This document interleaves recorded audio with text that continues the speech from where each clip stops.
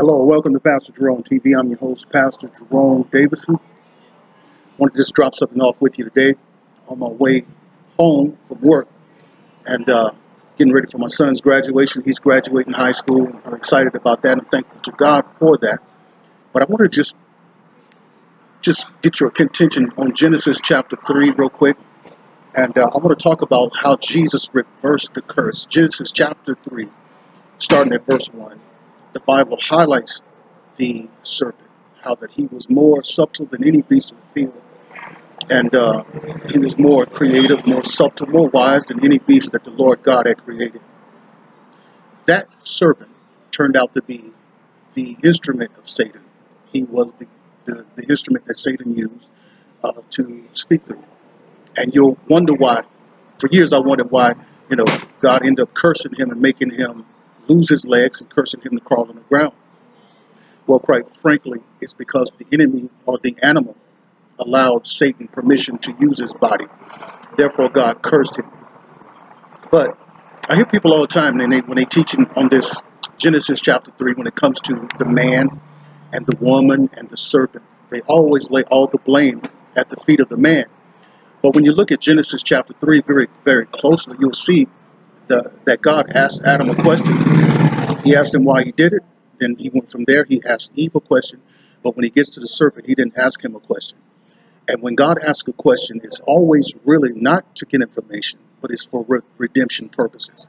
He redeems the man. He redeems the woman. But he does not redeem the serpent. And I have a book coming out later on this summer, maybe around the time of my birthday in September. And the book will be,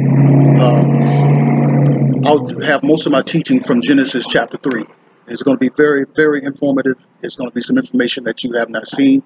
And also this summer, I'm also tackling, finishing and completing my PhD in theology and in seminary. So it's going to be wonderful. And I would love for you to come on and celebrate that with me. I am also working full time. I'm a father, and a lot of wonderful things are happening. And I believe that we should all just, take a hold of the reins of our lives and complete and finish as much as we can. But Jesus reverses the curse. And I want to just tell you about this Genesis real quick. Okay, so God asked Adam, he says, why have you done this? He said, the woman you gave me, she told me to eat, and I did. Then God asked the woman, said, why have you done this? She said, well, the serpent beguiled me, and I did eat. God gets to the serpent. He didn't ask him a question. He just immediately curses him.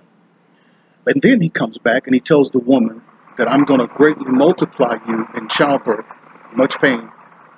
But your seed is going to be a prophetic seed, and he's going to crush the head of Satan. So God blessed her womb to bring forth her deliverer. So God blessed her. He didn't curse her. He gets to the man, and he curses the ground. He skips over Adam. He didn't curse him, but he cursed the ground. And he said that the ground is going to bring forth thorns and thistles, and it's not going to yield to you what it used to yield. And so he does not curse man. God has not cursed man. Man have cursed himself in our actions. So, but I want to talk about how Jesus reversed the curse of the ground. How that when God cursed the ground, when Jesus in John chapter 9, verse 6, he's dealing with a blind man. And the blind man is obviously dealing with a curse of blindness. And Jesus begins to spit on the ground. He spat on the ground, which in itself is a curse within itself. And he took that spit and mixed it with what was cursed, mingled it together, and made clay of it, and anointed the man's eyes, and the man was healed. And Jesus took that ground that was once cursed by God and turned it into a blessing. He reversed the curse. And so many people are living under curses from situations, curses from the earth, curses from certain family genes and generational things. But Jesus is the one, out of anybody, who is greater than any religious teacher, who is greater than any other religion, greater than any apostle, pope, bishop, prophet. He is the one that we go to have our curses reversed. He is the Almighty. He is the name that is above every name. And one of these days, I'll talk to you all about the importance of the Trinity, and how we should also know that we are triune beings ourselves. And we're not schizophrenic by knowing that we are a Trinity. We are made body, soul, and spirit. And I'll talk about that. But anyway, Y'all be blessed. Look forward to my book coming out this summer. And I have some other exciting stuff that I'm going to be announcing too. And I want you to be praying for me. In other words, be blessed, share the video, like the video, and also subscribe to my channel. God bless.